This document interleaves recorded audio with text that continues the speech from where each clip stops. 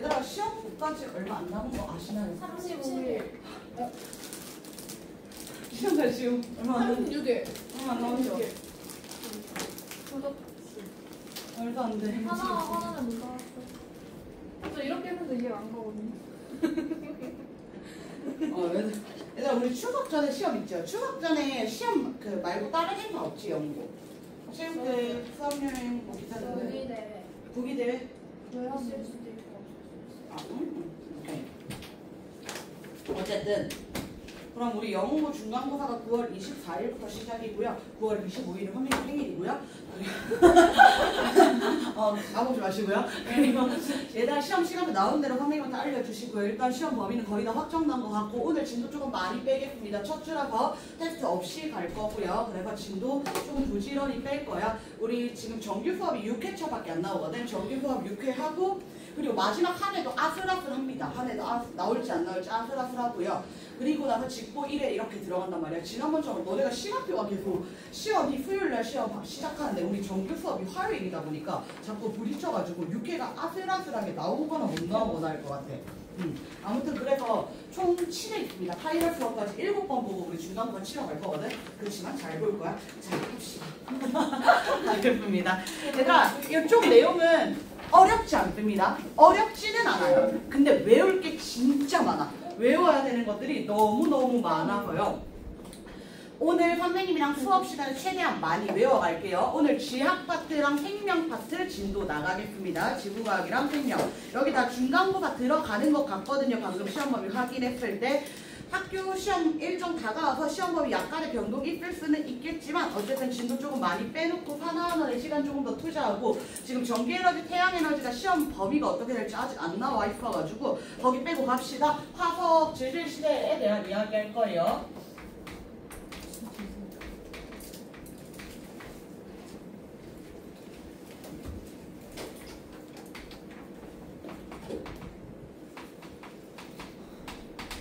자, 얘들아 화석부터 시작해도 될까요? 1페이지 펼쳐주세요. 보고 가요. 자, 얘들아 화석입니다. 화석의 정의는 과거에 살았던 생물의 흔적이나 잔해가 남아서 오랜 시간 남아서 지층에서 발견되는 것, 지층에 남아있는 것을 전부 다 화석이라고 이야기합니다. 그리고 생물의 흔적이라면 우린 전부 다 생물의 흔적이 지층에서 발견이 되면 지층에 남아있으면 전부 다 화석이라고 이야기를 할 거야. 그래서 여러분이 잘 아시는 자주 보는 공룡뼈라든지 공룡 발자국, 공룡알 이런 것들 당연히 화석이고요. 이것뿐만 아니라 공룡의 배설물 안녕하세요. 지렁이가 지나간 길과 같이 생물이 남긴 흔적이라면 전부 다 화석이다 라고 이야기합니다. 생물이 남긴 흔적이라면 그래서 뼈, 알, 발자국뿐만 아니라 배설물이라든지 기어간 흔적 뚫은 구멍 빙하나 호박 속에 빙하는 여러분 아시는 얼음이고요.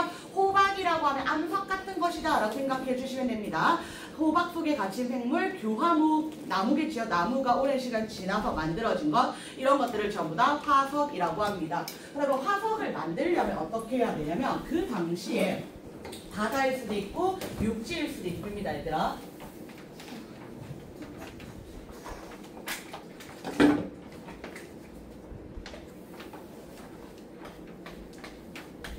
당연히 육지에도 지층이 있고 바다에도 지층이 있습니다. 그리고 과거에 육상 생물도 있었을 거고 해양 생물도 있었을 건데 먼저 출현한 건 해양 생물입니까? 육상 생물입니까? 그렇죠. 해양 생물이 먼저 출현했지요. 예전에 오래전 과거에는 지구에 오존층이 존재하지 않았기 때문에 자외선을 차단하지 못했고 자외선을 피해서 바닷속에 해양 생물이 먼저 출현을 하게 됩니다. 그리고 나서 바닷속에 광합성을 하는 생명체인 남세균이 출현하게 되었고 광합성을 통해서 산소농도 점점 증가하고 대기 중의 산소농도 증가해서 이때 오존층 형성되면 그때부터 육상생물 출현하게 되는 겁니다. 자, 그래서 어쨌든 바다 생명체, 육지 생명체 다 있었을 거야. 그럼 생명체가 살다가 알을 낳았을 수도 있고 똥을 쌌을 수도 있고 죽어서 뼈가 묻혔을 수도 있단 말이야. 그럼 이렇게 생명체가 땅에 묻히고 난 다음에 이 지층 위에 퇴적물들이 쌓이는 겁니다. 퇴적물들이 파이고 또다시 퇴적물들이 파입니다. 이렇게 퇴적물들이 파이면 퇴적물 사이에 지금 해양의 생물에 잔해가 남아있을 거잖아. 해양이라고 해도 마찬가지입니다. 바닷속 지층에서도 퇴적물들이 이렇게 쌓일 수 있습니다. 그래서 오랜 시간이 지나면서 이때 이 생물의 잔해가 화석화 작용, 즉 화석이 되는 작용을 거치는데 화석화 작용이라고 하는 것은 치환작용, 그러니까 여기 있던 이 물질이 다른 물질로 치환되면서 채워지는 것을 치환이라고 이야기합니다. 또는 탄화작용이라고 해서 탄소만 남기고 탄소 성분만 남아있게 되는 것을 탄화과정이라고 이야기를 하고요. 그리고 뭐죠?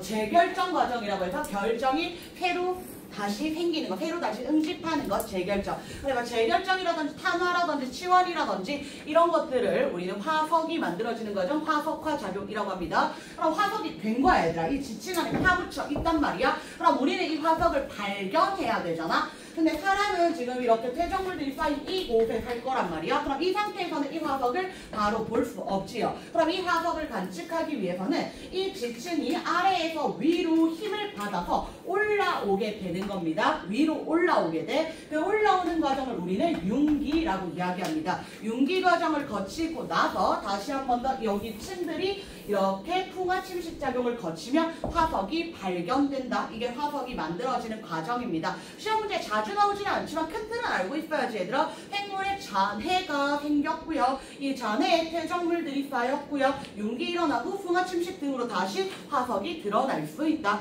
우리가 직접 채굴하는 과정도 있기는 합니다. 화석을 발견하는 과정은. 자, 그래서 화석의 생성 조건인데요. 화석이 생성되기 위한, 잘 만들어지기 위한 조건들에 대해서 이야기할 겁니다. 첫 번째, 일단 많이 있어야지 화석이 잘 만들어지겠지. 개체수가 적으면 화석이 만들어질 확률 자체가 낮단 말이야. 그래서 개체수가 많을수록 화석이 잘 만들어진다. 그래서 보통 중생대 지층에는 공룡 화석이 발견되는 이유가 중생대 공룡이 많이 살았으니까 라고 생각하시면 됩니다. 그 다음 두 번째, 단단한 부분이 있어야 된다. 뼈나 알처럼 단단한 부분이 있어야 된다. 왜냐하면 말랑한 부분으로도 우리가 화석이 만들어지기는 하지만 단단해야지 화석이 더 잘 생성되는 겁니다. 말랑한 것보다는 단단한 게 더 오랫동안 버텨줄 것이기 때문에. 그 다음 세 번째, 퇴적물이 빠르게 묻혀야 됩니다. 퇴적물에 빠르게 묻힌다. 퇴적물이 빠르게 쌓인다. 왜냐면 퇴적물이 묻히기 전에 이렇게 알이 있어, 또는 배설물이 있어, 뼈가 있어. 근데 오랜 시간이 지나면 퇴적물이 쌓이기까지 오랜 시간 바람도 불고 비도 내리고 하면 이때 이 잔해가 흔적이 남아있어, 안 남아있어? 안 남아있는 거야. 그래서 빨리 퇴적물을 확 덮어줘야지 화석이 될 확률이 높더라 라고 이야기하는 겁니다. 그래서 퇴적물이 빠르게 묻히는 상황은 언제가 있냐면 산사태라든지 홍수라든지 발생했을 때 퇴적물이 왈칵하고 이렇게 덮더라 라고 이야기하는 겁니다. 그 다음 아까 마지막으로 이야기했던 것처럼 화석화 작용을 받아야 된다. 탄화, 치환, 재결정과 같은 화석화 작용을 받아야 된다. 그래서 우리는 존재하는 화석들, 발견되는 화석들을 크게 둘로 나눌 거예요, 얘들아. 오늘 메인 내용은 화석에 대해서 계속 이야기를 할 거야. 화석을 둘로 나누면 시상화석이라는 것과 표준화석이라는 것으로 나누게 됩니다. 시상화석과 표준화석으로 나눕니다.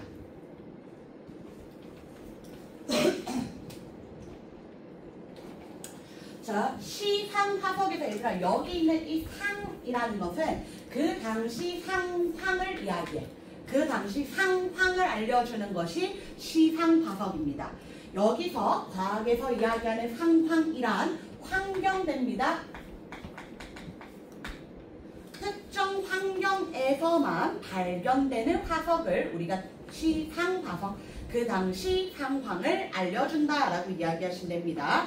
두 번째 표준화석이고요. 표준화석은 그 시기에 대표한다. 그 시기를 대표하는 화석이다라는 뜻으로 시기를 알려주는 화석이 표준화석입니다. 중요합니다. 시상화석은 환경을 알려주고요. 표준화석은 시기를 알려줍니다. 그렇다면 얘들아, 이때 시상화석은 특정한 환경에서만 발견이 돼야 된단 말이야. 따뜻한 곳에서만 발견이 되든지, 추운 곳에서만 발견이 되든지, 건조한 곳에서만 발견이 되든지, 습한 곳에서만 발견이 되어야 한단 말이에요. 그러면 이 시상화석이 존재하는, 분포하는 면적은 넓어야 됩니까? 좁아야 됩니까? 좁아야 됩니다. 따뜻하고 습한 지역에서 발견된다, 건조하고 더운 지역에서 발견된다처럼 특정 지역에서만 발견이 되어야 합니다. 반면에 표준화석은 시기를 알려준다 그랬잖아. 그래서 표준화석은 생존 시기가 고생되면 고생대, 중생되면 중생대, 신생되면 신생대에만 살아야 되잖아. 고생대에도 살고 중생대에도 살고 신생대에도 살아. 그럼 얘는 어느 시기인지 알 수 있다 없다? 없다는 거야. 그렇기 때문에 표준화석은 생존 시기가, 여기서 말하는 생존 시기는 한 세대를 말하는 것이 아니라 출현한 것부터 멸종될 때까지를 이야기합니다. 출현으로부터 멸종까지를 이야기합니다. 그럼 생존 시기가 길어야 된다? 짧아야 된다? 짧아야 된다. 특정 시기에만 발견이 돼야 되니까 생존 시기가 짧아야 되는 거고, 분포 면적도 마찬가지로, 시상화석도 마찬가지로 특정 환경에만 발견되어야 하니까 분포 면적이 좁은 겁니다. 이해될까요? 반면에 얘들아, 시상화석은 좁은 면적에 존재하지만 생존 시기는 깁니다. 오랜 기간 동안 생존해야 됩니다. 그러니까 고생대에도 있었고, 중생대에도 있었고, 신생대, 오늘날에도 존재를 하는 거야. 오늘날에 고사리 있어요, 없어요, 얘들아? 있어요. 고사리 나무 무치 먹잖아, 그치? 근데 고사리라고 하는 것은 고생대에도 있었단 말이야. 근데 오늘날의 고사리가 자라는 환경을 보시면 따뜻하고 습한 육지에서 자라난단 말이야. 따뜻하고 습한 육지에서만 고사리가 자라. 추운 곳에서는 안 자라. 건조한 곳에서는 안 자라. 그러면 과거 고생대에 살았던 고사리도 따뜻하고 습한 육지에서만 살았다는 거예요. 이해됩니까? 그래서 고생대에도 살았고, 중생대에도 살았고, 신생대에도 살았고, 오늘날에도 살았다라고 이야기하는 것이기 때문에 생존 시기가 길더라. 반면 표준화석은 해당 시기라면 따뜻한 데도 살고, 추운 데도 살고, 건조한 데도 살고, 습한 데도 사는 거야. 중생대라면 공룡 살아있을 거잖아. 근데 이 공룡은 따뜻하든 춥든 습하든 건조하든 모두 다 살아있었다 라고 이야기하는 것입니다. 분포 면적 넓습니다. 즉 반대로 갑니다, 얘들아. 반대로 시상화석은 분포 면적이 좁고 생존 시기는 길고요. 표준화석은 분포 면적은 넓지만 생존 시기는 짧다. 이렇게 이야기할 거야. 그럼 그 옆에다가 얘들아 표 2개만 그려볼게요.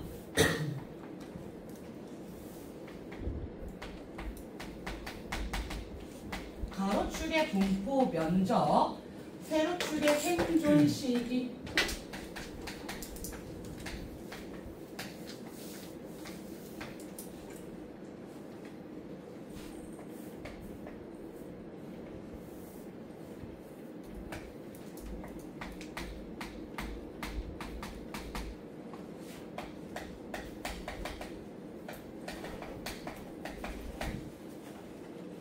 자, 얘들아, 그래프 나오면 우리 축구, 시구, 의미 파악해야 되잖아. 근데 A의 의미는 뭐냐면 분포 면적이 좁아요, 넓어요? 좁아요. C도 분포 면적 어때요? 좁아요 라고 이야기하는 거야. B랑 D는 분포 면적 어때요? 넓어요 라고 이야기하는 거야. 다시 A랑 B는 생존 시기 길어요. 오케이? 그 다음 C랑 D는 생존 시기 짧아요. 이해됩니까? 그럼 얘들아, 시상화석은 A, B, C, D 중에 어디에 들어가야 돼? A. 분포 면적은 좁고 생존 시기는 긴 A에 들어가야 되는 거지. 그래서 A가 시상화석 자리입니다. A가 시상화석.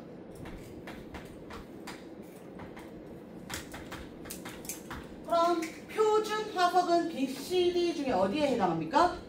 D에 해당하겠죠.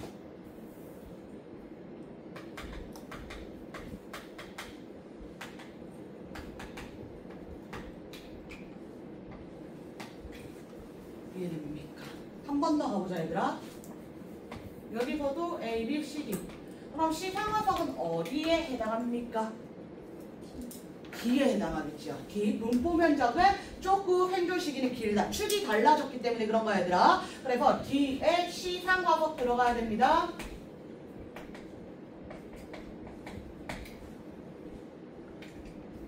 그 다음 다시 표준화석 어디 들어갈까요? A 들어가야겠죠. 표준화석은 A에 들어갑니다.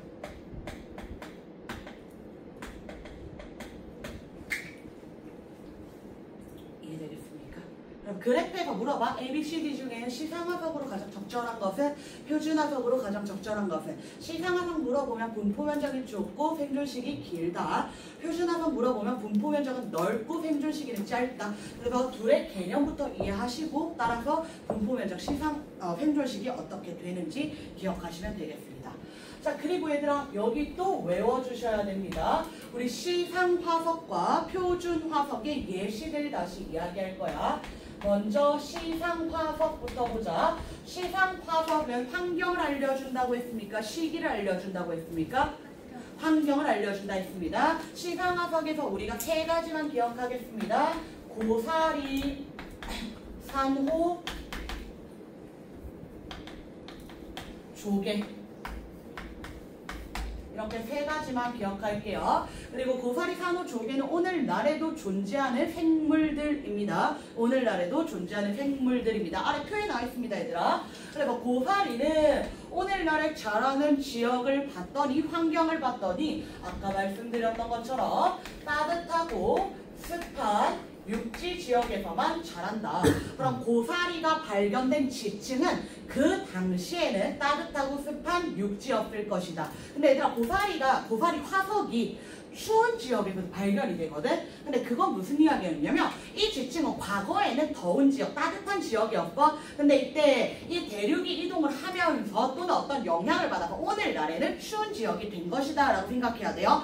생성 당시의 환경을 이야기해 주는 겁니다. 생성 당시의 환경. 자, 그 다음 두 번째 산호. 얘들아 산호 어디 살지요?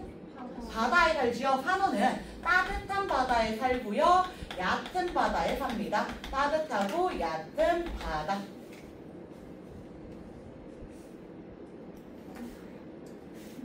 자, 그 다음 마지막 조개입니다. 얘들아 조개의 어패류들은 갯벌이나 얕은 바다에 살지요. 조개는 갯벌 내지는 얕은 바다에 갑니다.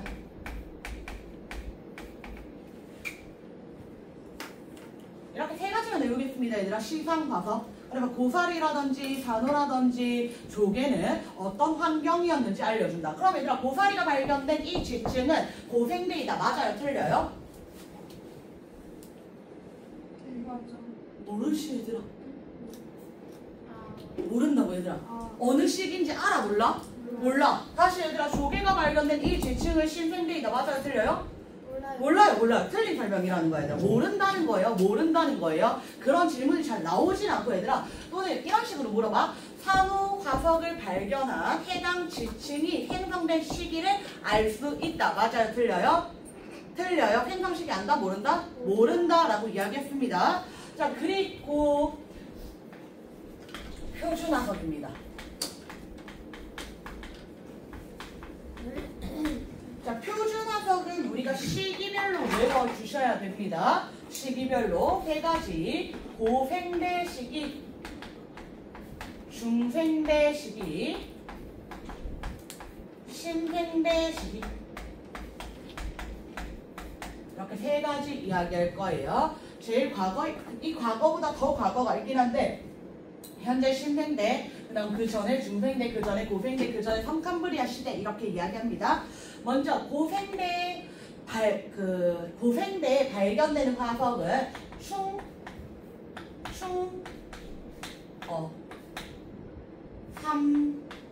삼엽, 충당,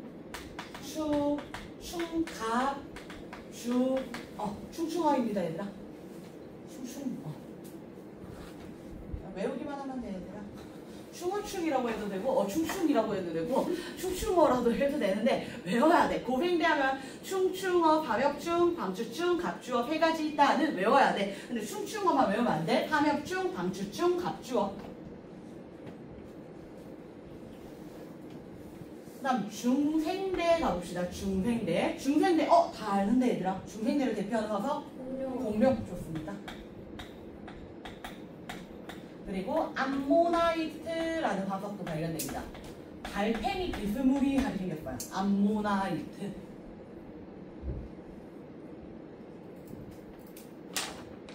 뒤에 그림, 거기 그림도 같이 있어요, 얘들아. 그 다음 마지막 신생대. 신생대는 혹시 우리의 너네가 제일 좋아하는 메모드? 맞아요. 메모드. 메모드 있고요. 그 다음에 화폐석.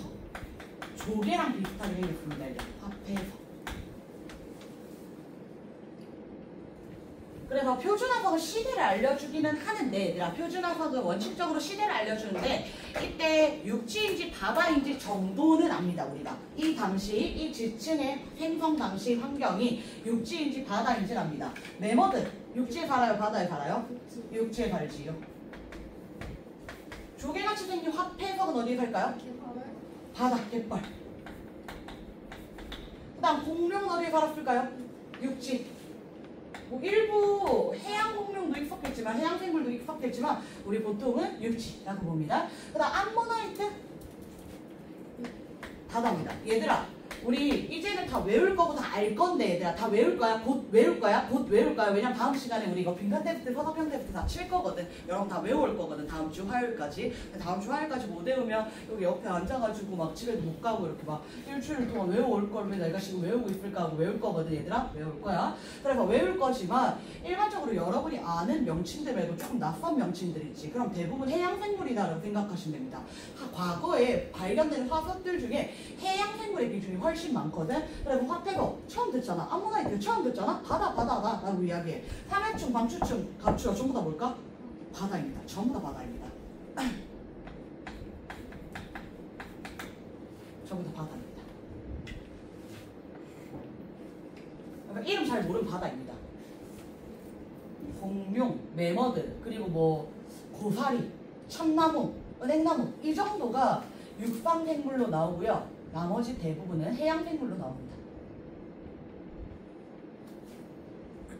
자, 그리고 얘들아 하나만 더 이야기할게요. 이때 우리가 고생대, 중생대, 신생대 순으로 시간이 흘러왔단 말이야. 근데 이 시간이 흐름에 따라서 생물의 종이, 과가, 류가 달라진단 말이야. 그래서 과거로부터 하나씩 살펴보시면 삼엽충이나 방추충 같은 생물들을 우리가 무척추동물이라고 이야기합니다. 그 다음 갑주어, 얘들아 고등어, 갑주어 왜 어가 생각이 안 나니? 뭐예요? 맛있죠. 그래 고등어, 갑주어, 어로 끝나면 뭐야? 물고기, 어류입니다. 어류는 척추동물일까 무척추동물일까? 어류는 척추동물입니다.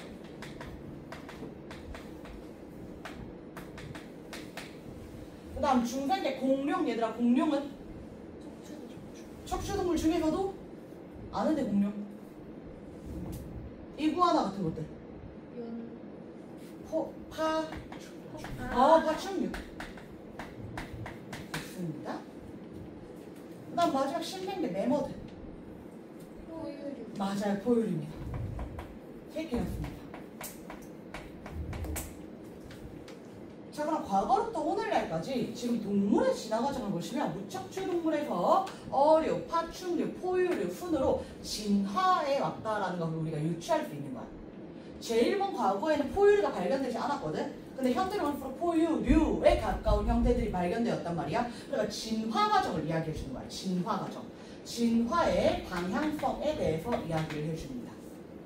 그럼 동물이 이렇게 진화한다면 식물도 어떻게 진화하는지 너무 궁금하잖아 얘들아? 궁금하잖아? 그래서 식물도 말씀을 드리면 식물은 먼저 양치 식물부터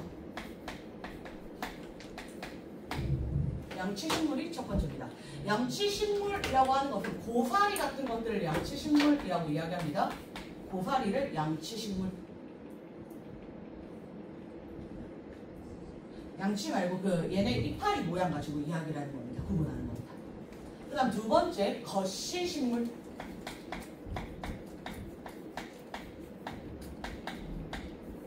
소나무, 잣나무, 참나무 이런 것들을 거시식물이라고 합니다. 거시식물.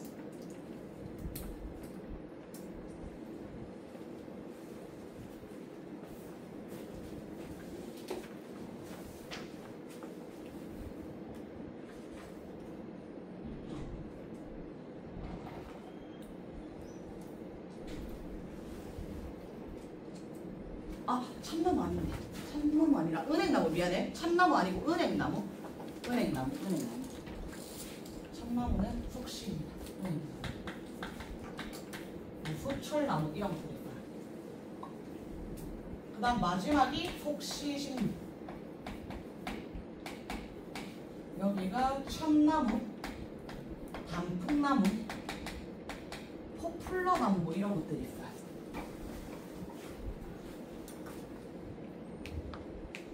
이거 학교마다 조금 얼마나 깊이 있게 가는지, 얼마나 넓게 가는지가 조금씩 달라서요. 학교 프린트 나오면 그거 한 번 더 보고 또 말씀드릴게요, 얘들아. 큰 틀은 외워두셔야 됩니다. 그래서 이때 식물도 마찬가지로 식물의 번성을 보면서 양치식물이 제일 먼저 번성하고 그 다음 거시식물, 그 다음 속시식물 순으로 번성했다. 식물이 이렇게 진화해왔다라는 걸 이야기하는 거야. 이해될까요? 얘들아, 아무래도 무척추 동물은 조금 원시적으로 생겼단 말이야. 무척추 동물. 그 다음 조금 더 진화된 것이 어류, 조금 더 진화된 것이 파충류. 물론 그 사이에 양서류라든지 또는 조류라든지 이런 것들도 존재합니다. 그 다음 더 진화한 것이 포유류이다. 그리고 인간에 가까워진다라고 이야기해 주시면 되겠습니다. 그리고 이것은 얘들아, 선생님 지금 뺀 것들 있지. 지금 칠판에 뺀 것 중에 여러분이 외우지 않아야 할 것은 하나도 없습니다.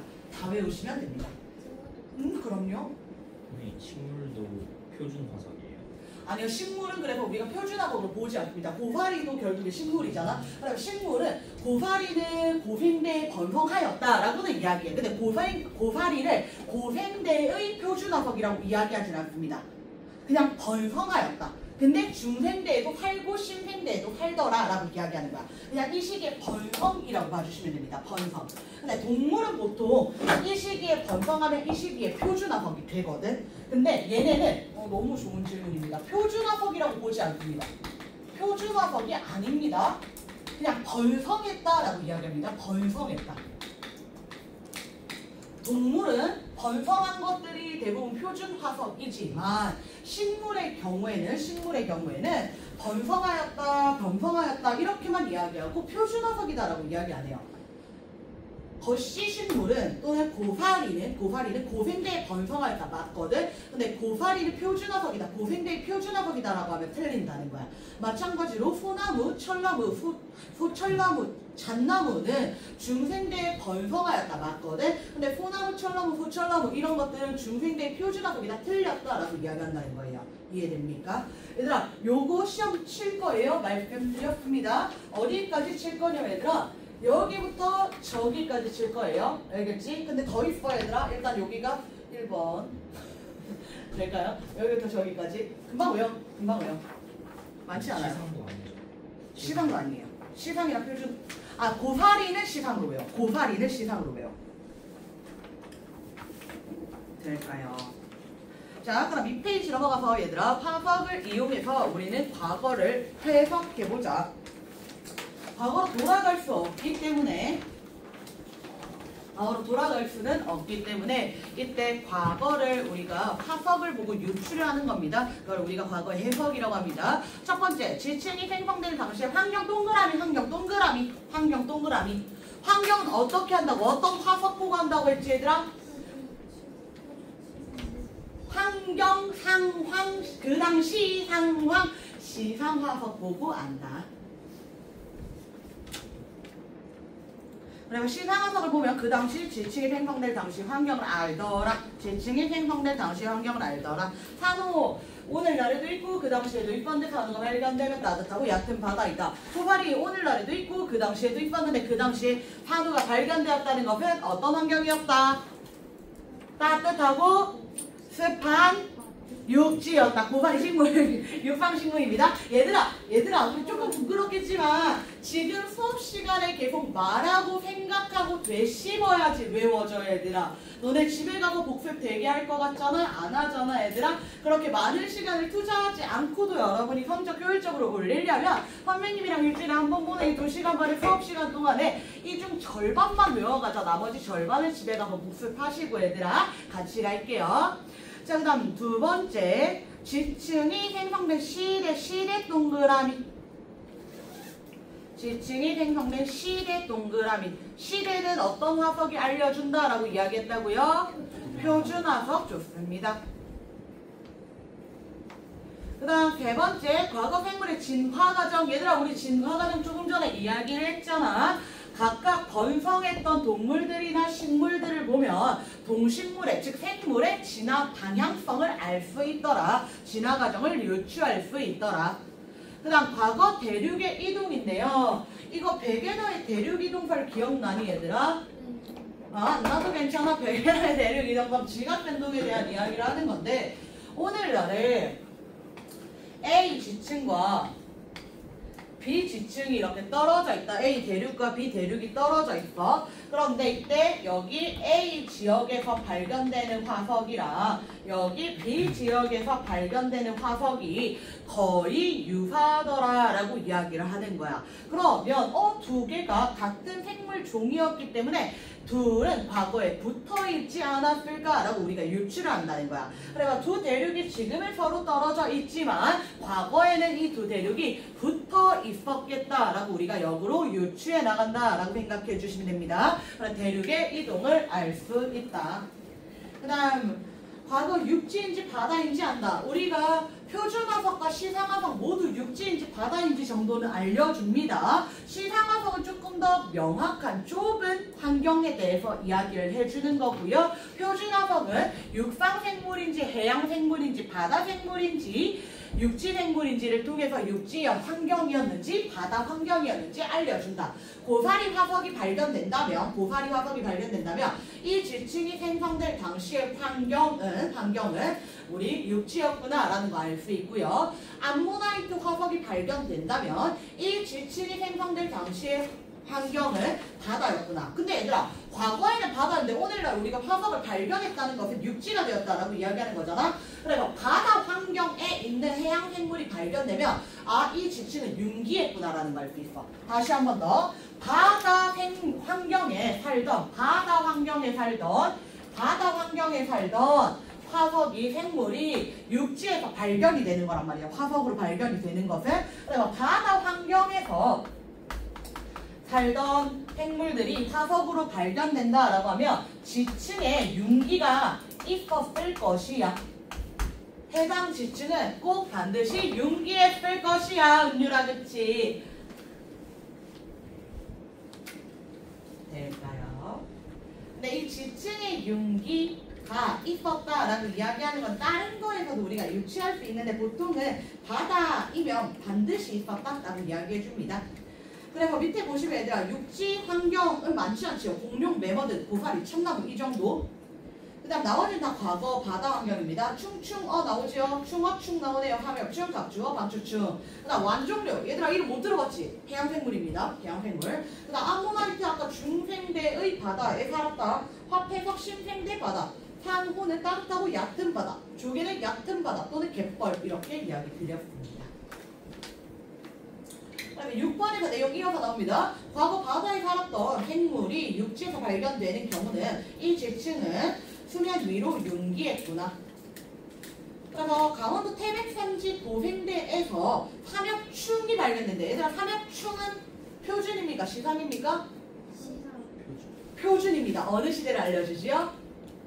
고생대. 그리고 어느 지역에 살았다. 어느 환경에 살았다?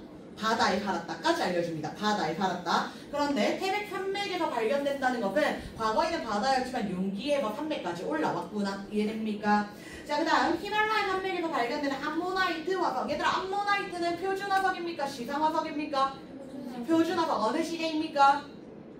중생대입니다. 육지 환경이었습니까? 바다 환경이었습니까? 바다였습니다. 그런데 히말라야 산맥에서 발견된다는 것은 과거에는 바다였지만 이때 지각 변동을 받아서 지층이 융기에서 산맥까지 올라왔구나 라고 이야기해 주는 것입니다. 자, 그래서 아래 그림 보시면 얘들아 3개의 지층 나와 있거든요. 3개의 지층 A, 지층 B, 지층 C, 지층 나와 있는데요. 이거 그림 외우셔야 됩니다. 얘들아 그림 외워주셔야 됩니다. 그림.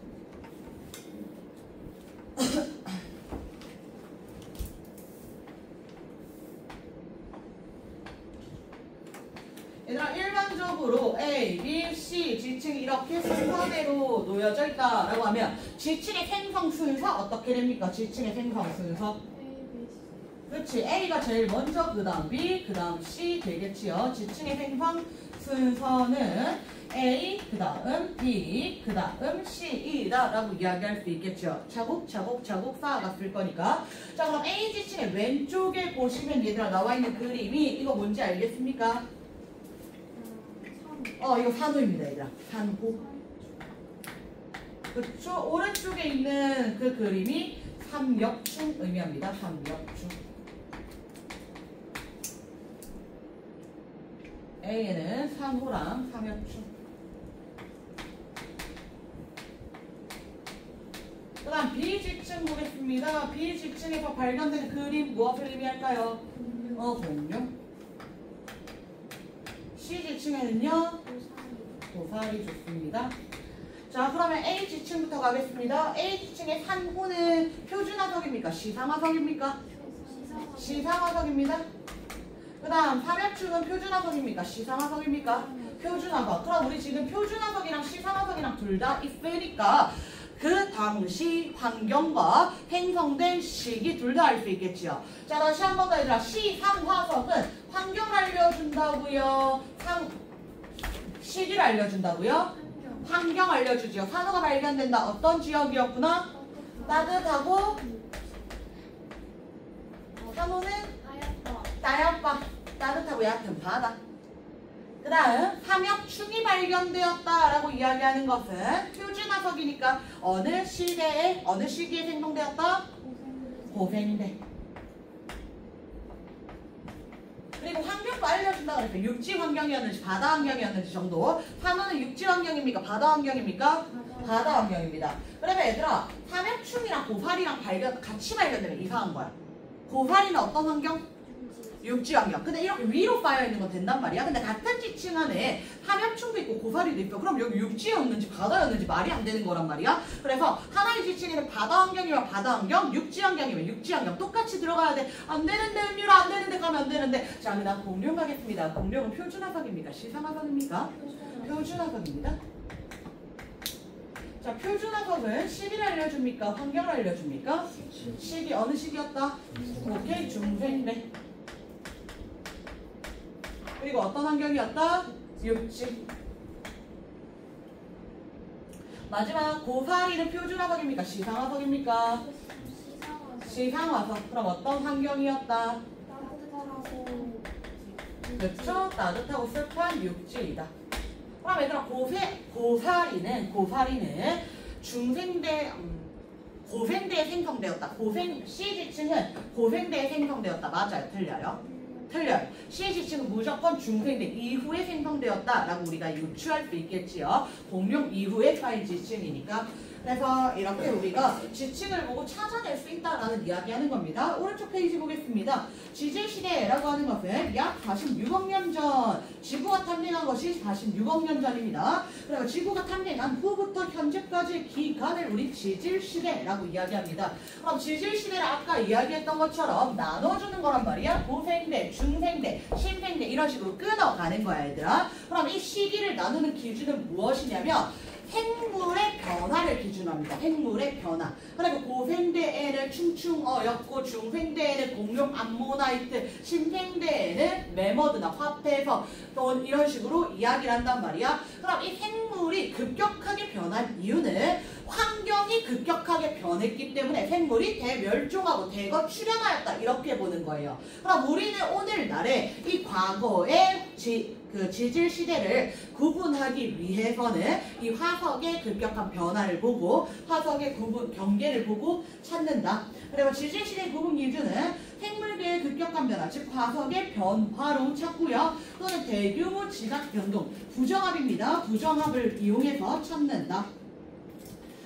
따라서 많은 종류의 생물이 갑자기 멸종하거나 많은 종류의 생물이 갑자기 멸종할 시기를 우리가 대멸종이라고 합니다. 대멸종. 그리고 출현할 시기를 경계로 구분한다. 그래서 어떤 환경 변화가 와르르 온 거야.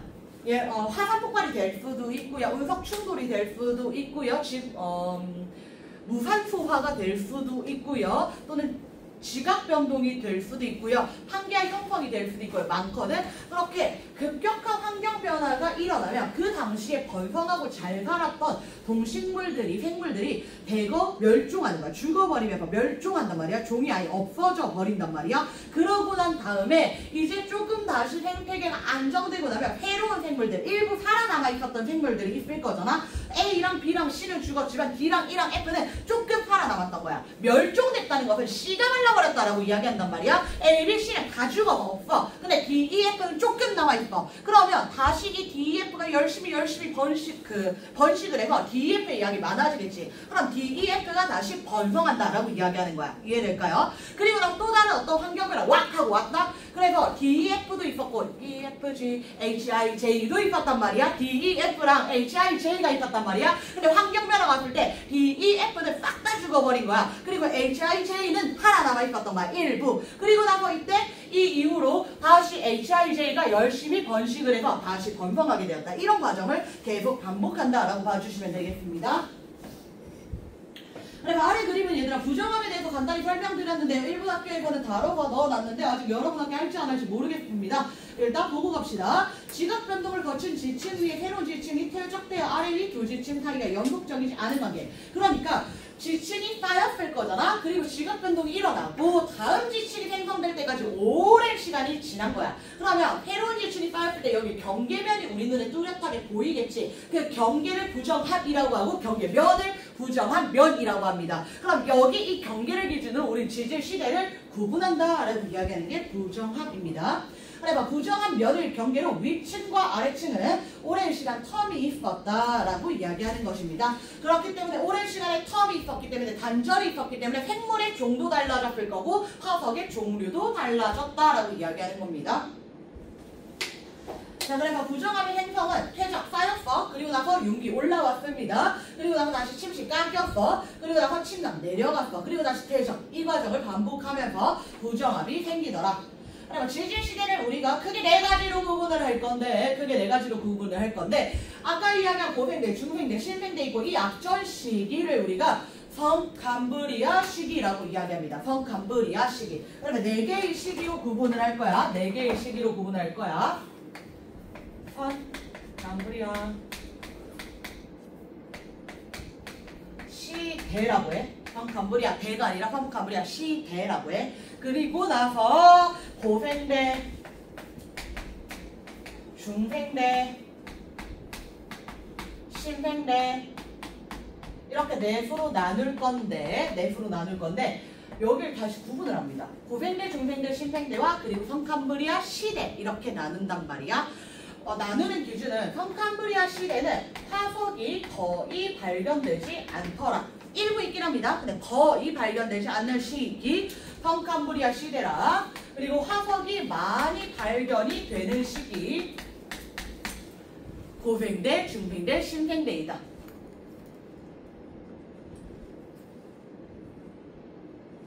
그러면 이때 성캄브리아 시대는 왜 화석이 잘 발견되지 않는지, 잘 남아있지 않는지를 생각해보면 화석이 잘 생성될 조건을 만족하지 않았던 거야.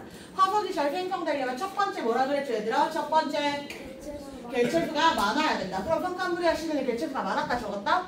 적었다라는 거야. 얘들아 지구가 탄생하고부터 거기를 우리가 성캄브리아 시대라고 이야기한단 말이야. 약 88%를 차지합니다. 56억 년 전에 지구가 탄생하고 46억 년 전에 지구가 탄생한 거 약 5.8억 년 전까지 여기를 성캄브리아 시대라고 이야기하는데 꽤나 긴 시기잖아. 꽤나 긴 시기인데 아직 지구가 평형을 이루기 전까지 안정을 이루기 전까지는 생명체가 많이 존재하지 않았던 거야. 그래서 생명체 개체수 자체가 적었다라고 이야기하는 겁니다. 그리고 나서 두 번째 뭐라고? 단단한 부분. 그러면 이때 성캄브리아 시대에 일부 생명체가 있긴 있었잖아. 많진 않았지만 근데 단단한 부분이 많이 있더라 없더라? 없더라 라고 이야기하는 거예요. 그리고 얘들아 그렇지만 아무리 적다 하더라도 생물이 있었을 거고 일부는 화석화 작용을 거쳐 화석이 되었을 거잖아요. 그런데 왜 오늘날의 성캄브리아 시대 화석은 잘 보이지 않나요? 라고 물어보면 너무 옛날 일이잖아요 얘들아. 최소 5.41억 년 전 일이란 말이야. 너무 오래됐기 때문에 그간의 지각 변동을 받아서 풍화 침식작용을 받아서 오늘날까지 화석으로 남아있지 않더라라고 이야기하는 것입니다. 여기까지 이해됩니까? 오케이.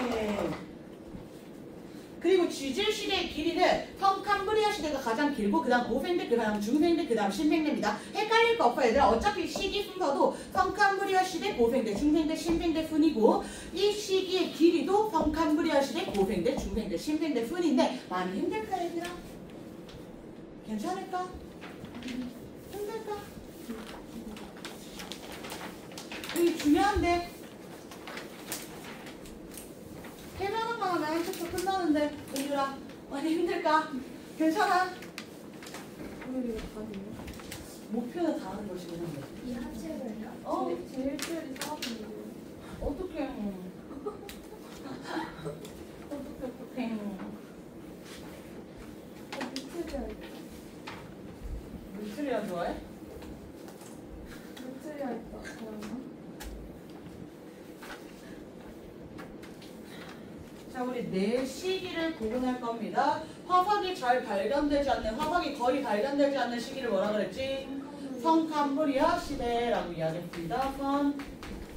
성캄브리아 시대. 얘들아 여기 학교에서 진도 나간 거 같던데 어디까지 나갔니 진도? 저희 나가긴 나갔는데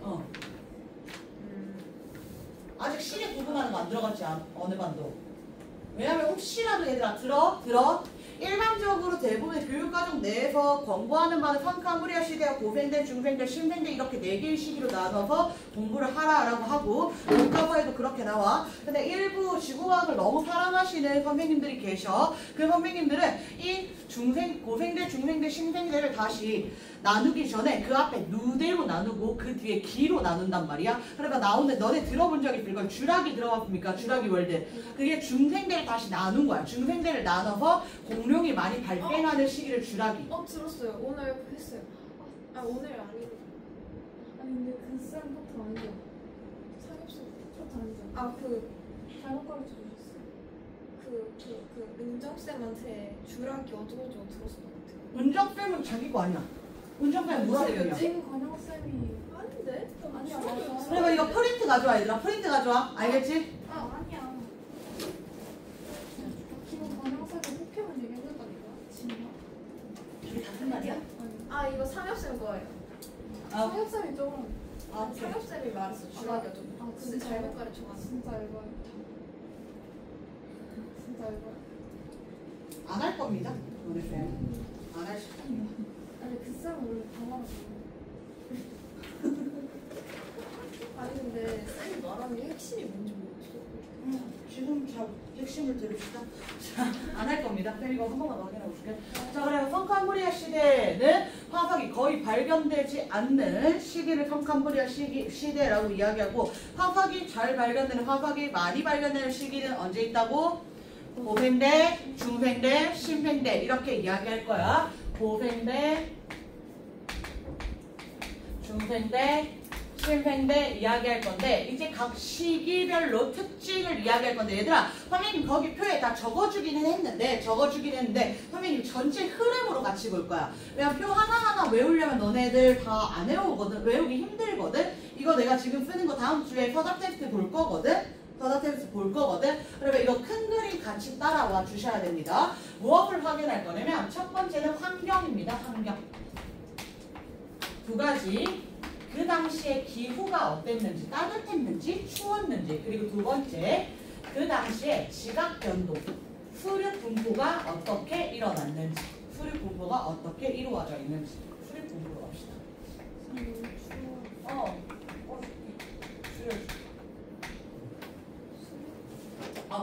바다와 육지가 어떻게 이루어져 있는지.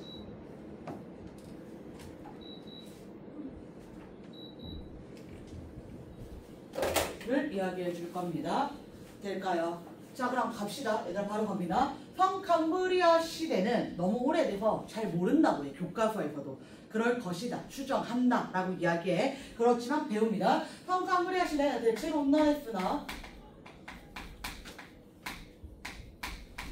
성캄브리아 시대 말기에 끝날 때쯤에 빙하기. 빙하기라고 하는 건 날씨가 매우 추웠다. 그 다음 두 번째, 고생대입니다. 똑같이 이야기합니다. 대체로 온난화였으나 말기에 빙하기.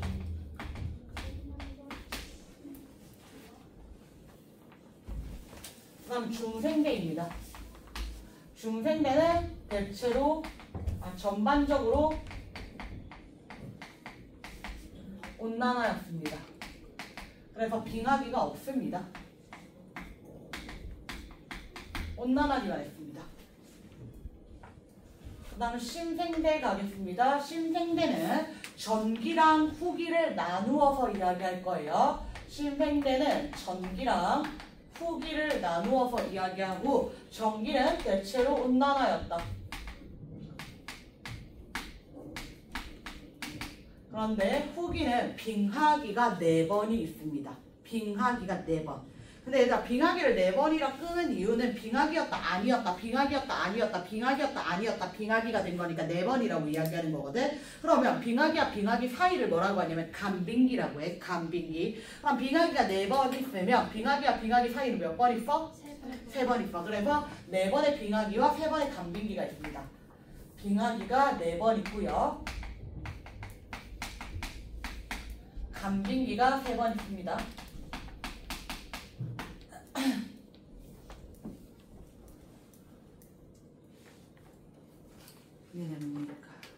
오케이. 다시 한 번 더 이야기합니다. 얘들아, 성캄브리아 시대 고생대, 중생대, 신생대 순이고요. 성캄브리아는 대체로 온난 말기의 빙하기, 고생대도 대체로 온난 말기의 빙하기, 중생대는 대체 전반적으로 온난해서 빙하기는 한 번도 없었다. 그 다음 신생대는 전기, 후기 나누어서 전기는 대체로 온난화였으나 후기의 빙하기 몇 번 있다? 4번 있다. 간빙이 몇 번 있다? 3번 있다. 라고 이야기해 주시면 됩니다. 그래서 5페이지의 그림 보겠습니다. 얘들아, 5페이지의 그림 한번 보고 갈게요. 5페이지 아래에 지질시대별 평균 기온 나와 있지요. 그래서 보시면 성캄브리아 시대에는 우리가 유추하기로는 정확히 알 수는 없지만 유추하기로는 대체로 온난하고 말기에 빙하기가 이렇게 있었을 것이야. 그 다음 고생대는 대체로 온난화였으나 중간에 빙하기 한번 있지만 대체로 온난화였으나 말기에 빙하기 크게 한번 왔지요. 그리고 중생대는 지금 기온이 떨어지는 시기 없지요. 그리고 전반적으로 온난화고 빙하기는 없었다. 그 다음 신생대에는 말기에 들쑥날쑥하지요. 이게 빙하기 몇 번 있었다? 4번 있었다. 그리고 간빙기 몇 번 있었다? 3번 좋습니다. 자, 그 다음 수륙 분포 가겠습니다. 수륙 분포. 성캄브리아 시대의 수륙 분포는 정확히 알지 못한다 라고 이야기합니다. 근데 어쨌든 무슨 이야기를 해야 되잖아. 그러니까 지구가 막 만들어진 시기다 보니까 지각 변동이 많이 일어났다. 정확히 알 수는 없으나 지각 변동이 많이 일어났을 것으로 예상한다.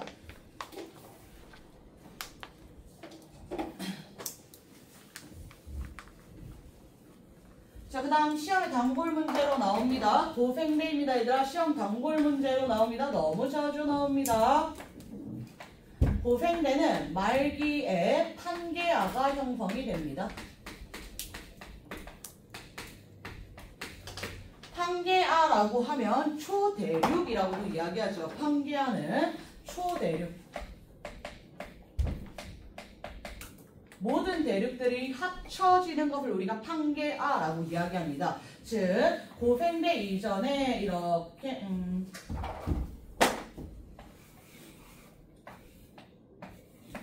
고생대 이전에는 대륙들이 이렇게 떨어져 있었는데요. 이런 식으로 떨어져 있었는데 고생대 말기쯤에 고생대 말기 이후에 말기일 때 이 판들이 다 모였다는 거야. 이 판들이 다 모여서 하나의 덩어리를 이루게 되었고 이것을 우리가 초대륙 내지는 판게아라고 이야기합니다. 자, 근데 판게아를 형성하게 되면 어떤 특징이 나타나냐면 판게아 상태일 때 해안선은 보시면 이만큼이 해안선이죠. 초대륙일 때는. 맞습니까? 여기 주변이 바다일 거니까. 되니? 근데 판게아가 형성되기 전까지는 이만큼은 똑같은 거지요, 결국에. 그리고 나서 이만큼도 해안선이지요. 그럼 해안선의 길이는 판게아가 형성되면 길어집니까? 짧아집니까?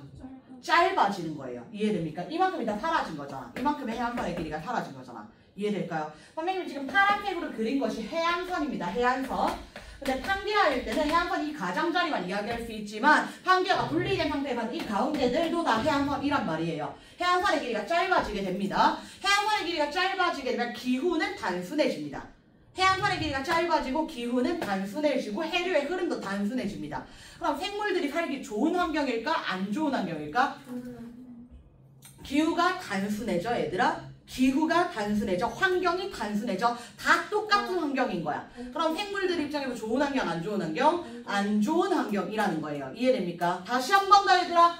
판게아가 형성되면요, 해안선의 길이가 짧아지게 되고요. 그리고 해류의 흐름도 여기서는 얘들아 해류가 여기로도 흘러가고 여기로도 흘러갈 거잖아. 맞습니까? 근데 이때는 늘 이것만 지나서 이렇게 흘러간단 말이야. 해류의 흐름이 더 단순해지고 기후도 단순해져 버린단 말이야. 그리고 생물들의 입장에서는 안 좋은 환경이 되는 거야. 그래서 이때 판게아 형성되면 멸종이 많이 일어납니다. 멸종이 많이 일어납니다. 그래서 이거 자주 나옵니다. 고생대 말기에 판게아 형성. 고생대 말기에 판게아가 형성되었다. 그리고 판게아가 형성된다는 것은 대륙의 이동이 있었다는 것이고 지각 변동이 있었다는 것입니다. 그러면 중생대일 때 여러분 그림 보시면 공룡 그림 나올 때 뒤에 공룡 뒤에 화산이 펑펑 나오는 그림 자주 보셨을 겁니다. 공룡 뒤에 화산 펑펑. 그러니까 지각 변동도 많이 일어났다라고 이야기합니다. 자, 그리고 중생대로 넘어갑니다, 얘들아. 중생대로 넘어가고 이거보다는 덜 중요하긴 한데 그래도 종종 나오는 내용이어서요. 고생대 판게아가 형성되었으면 이제 중생대에 다시 판게아 어떻게 해야 돼? 분리시켜야 돼. 판게아 분리됩니다.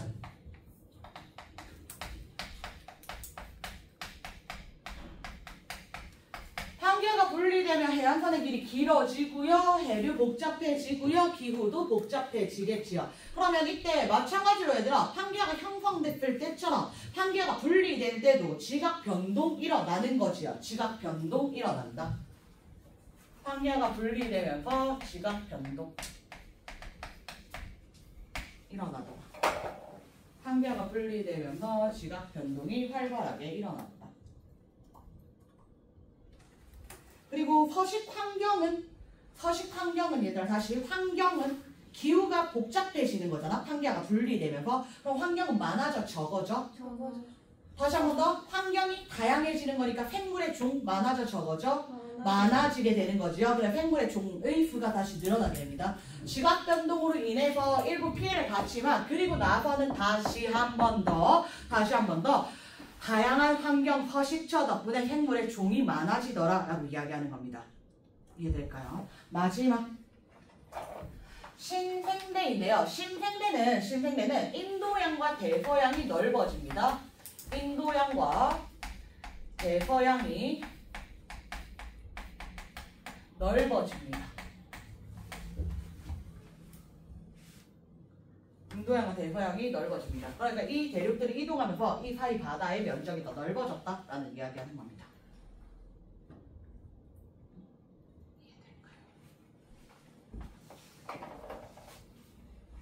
다시 한 번 더 갑니다, 얘들아. 다시 한 번 더.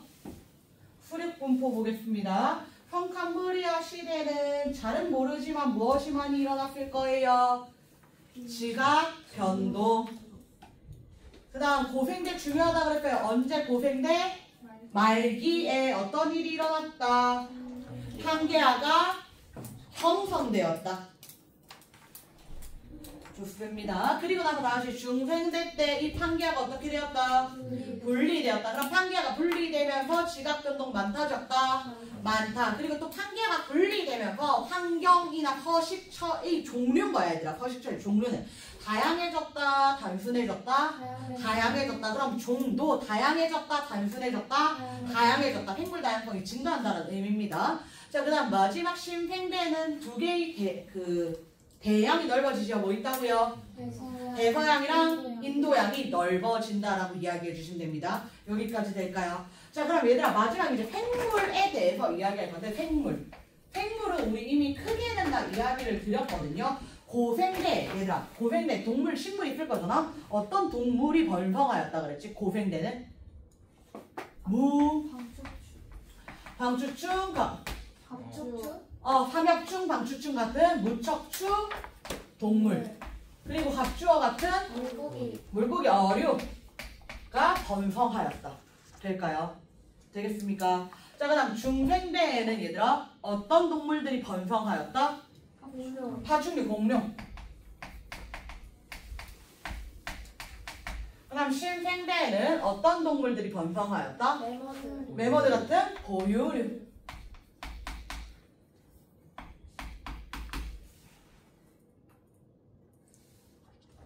될까요?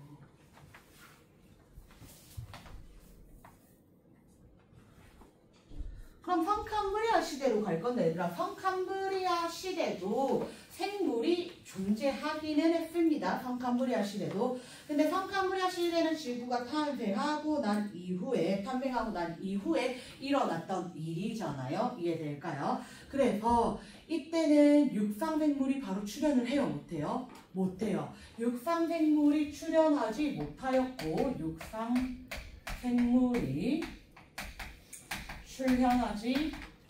육상생물이 아직 출현하지 못했다. 해양생물들만 있었다.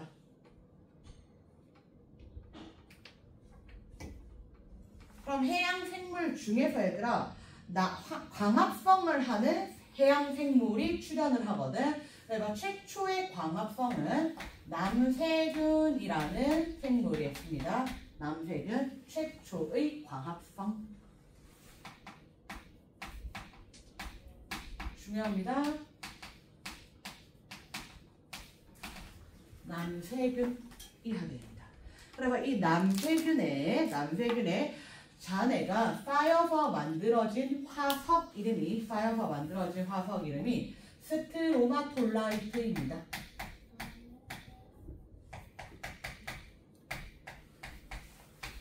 화석입니다. 스트로마톨라이트라는 화석은 남세균이 층층이 쌓여서 만들어지게 되었습니다. 최초의 광합성을 하는 생명체 남세균. 이 남세균의 흔적이 쌓여 만들어진 스트로마톨라이트.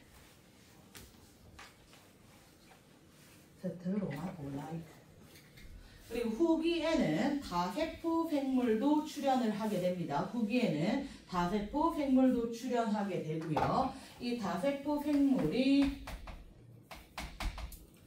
만든 화석이 맞습니다. 에디아카라 동물군입니다.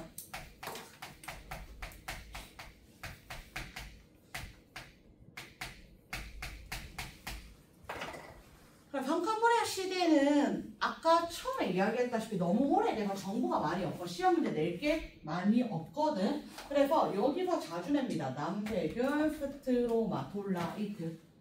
그리고 간혹 나오는 것이 에디아카라 동물군 정도.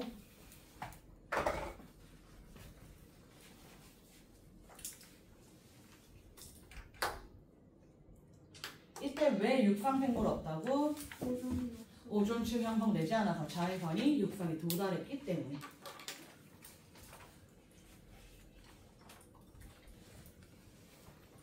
그래서 이 남세균의 광합성으로 인해서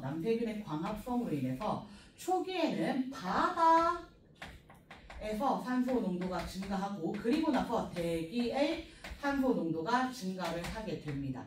바다 먼저 증가하고 대기 중에 산소 농도 증가하게 됩니다. 그러면 이 영향을 어디에서 받냐면 여기에서 받아. 고생대 때 해양 생물의 수가 폭발적으로 증가하였다라고 해.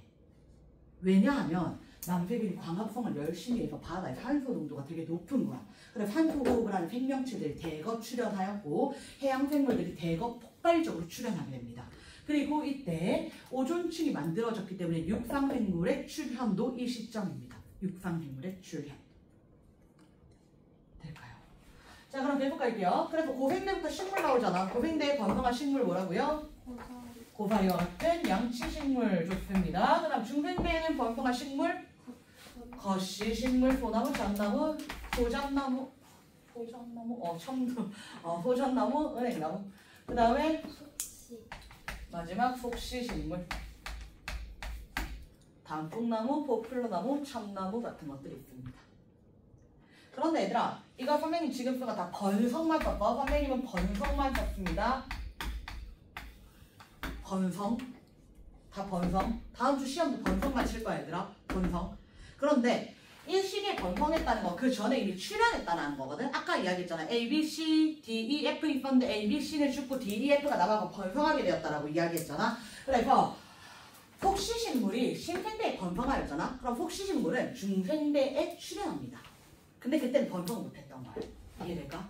다시 한 번 더. 거시식물은 중생대에 번성하잖아. 언제 출현했을까? 고생대에 출현했다는 거야.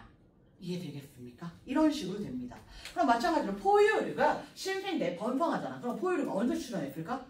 중생대에 출현했다. 이렇게 이야기하는 겁니다. 이해되겠습니까? 자, 그럼 얘들아 다시 이제 교재 들어갈게요. 이거 다음 시간에 시험 칩니다.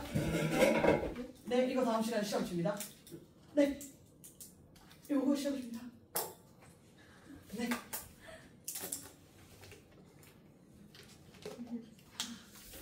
진짜 싫어. 자, 얘들아 4페이지 볼게요. 서답형 테스트 볼 거 말씀드렸습니다. 시상학업, 표준학업, 예시들, 그 다음에 성산물의 시대부터 신생대까지 환경과 번성한 동물들까지만 서답형 칠게요.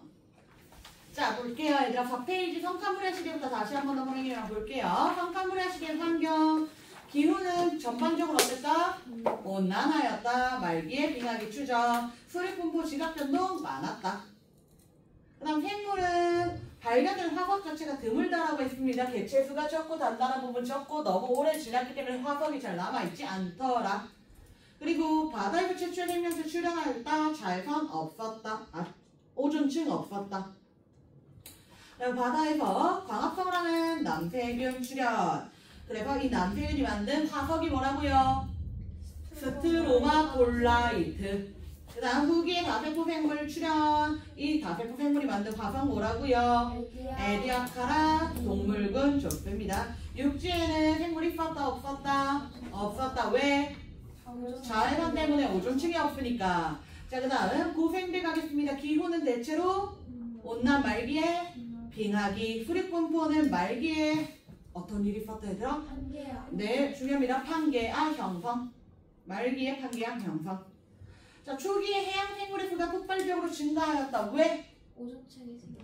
그리고 해양 생물이 증가한 이유는? 산소량. 그렇죠. 산소량이 많았기 때문에.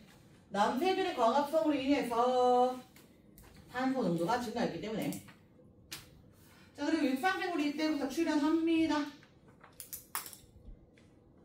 얘들아, 이거 말기에 사면충, 방출충들 생물의 개멸종이 있었다라고 하는데 너무 당연한 이야기야. 고생대 건성한 생물 뭐 있다고요?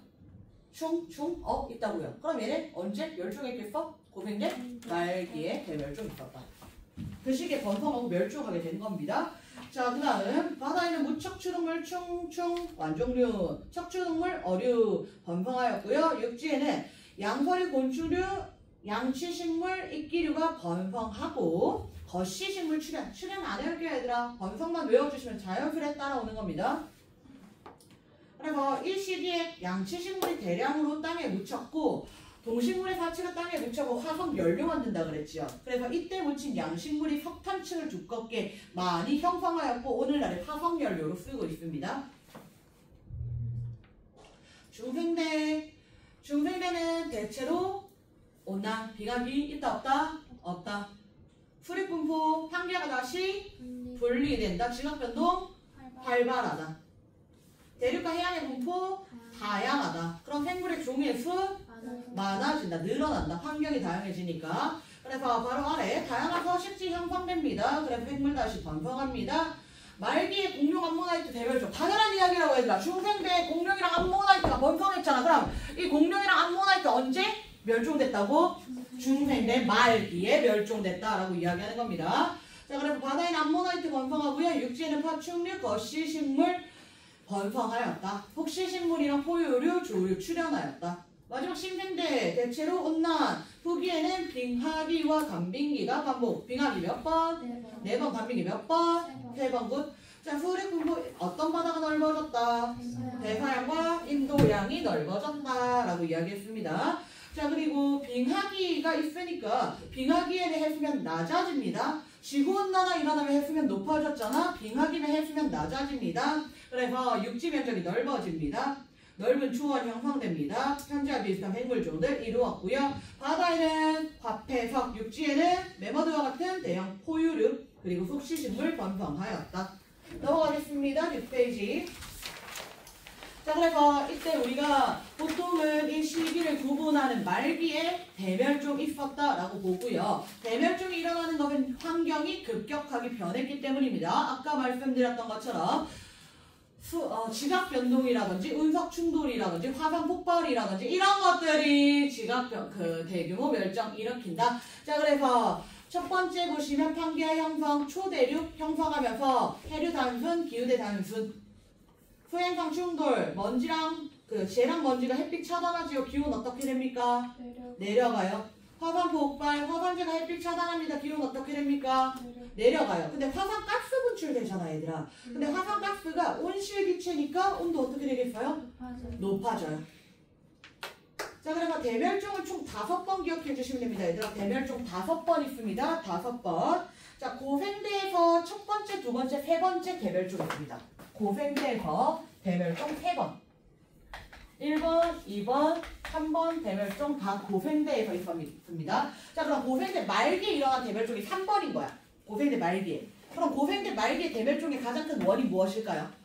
판기화 형성이라고 이야기해주면 되는 거야. 이해될까요? 자, 1번부터 보겠습니다. 1번 빙하의 확장, 해수면 하강, 기온 하강. 2번 해양의 무산소와 기후 냉각, 소행성 충돌 잘 안 나옵니다. 3번 뭐라고요? 판기화 형성. 화산 폭발, 소행성 충돌. 그리고 중생대에 대멸종 2번 일어납니다. 대멸종 2번 있습니다. 자, 첫 번째 이 대멸종은 판기화가 분리되면서 일어납니다. 지각 변동으로, 대규모 지각 변동으로. 그리고 5번째 대멸종은 운석 충돌입니다. 너네 그 얘기 몰라? 옛날 알아? 중생대에는 공룡인데요? 너네 공룡 본 적 없어? 요리 보고 조리 봐도 알 수 없는 털리 몰라? 엄마가 구워준 치킨. 야, 공룡 어차피 아무도 못 봤는데 뭐 어때? 자, 중생대에는 공룡이 살고 있었잖아. 근데 어느 날 엄마랑 한식 나온 아들이 하늘에서 별똥별을 본 거야. 엄마, 별똥별이 너무 예쁘다 이렇게 이야기했어. 그랬더니 엄마가 아들아 저 별똥별의 소원을 빌면 소원을 들어준단다 이렇게 이야기한 거야. 그럼 아들이 진짜? 그럼 나는 별똥별이 100개 떨어져달라고 100개 떨어지라고 소원을 빌어야지 라고 소원을 빈 거야. 그럼 그 다음날 별똥별이 100개가 떨어졌어. 근데 얘네 둘 다 문과였던 거야. 별똥별이라고 하는 건 결국 유성이지요. 유성이라고 하는 것은 운석이 대기 중간에 마찰로 인해서 열겁이 내는 현상을 이야기합니다. 그래서 중생대 말기 운석 충돌로 인해서 대멸종이 일어났습니다. 그래서 5번째 대멸종은 소행성 충돌입니다, 얘들아. 끝났습니다. 그래서 대멸종이 일어나게 되면 얘들아 대규모 멸종이 일어난단 말이야. 재밌는 얘기였어. 대규모 멸종이 일어나는데 대규모 멸종이 일어나면 일시적으로 생물 종의 수는 감소하지만 그 해당 환경에 적응한 생물들이 남아있을 거고 다시 그 생물들이 번성하고 진화하면서 더 많은 생물종을 만듭니다. 그래서 그래프 보시면 생물 종의 수, 과의 수로도 나와. 얘들아, 종의 수 및 과의 수로 나오는데 증가하다 대멸종 나오면 훅 떨어지지요. 그리고 다시 증가하다 대멸종 나오면 훅 떨어지죠. 그렇지만 대체적으로 증가하는 추세이다라는 거 기억하시면 됩니다. 이해될까요? 그래서 급격하게 지구 환경 변화한다 하더라도 1분에 살아남아서 다시 번성하게 되었다. 끝! 시험 갑시다.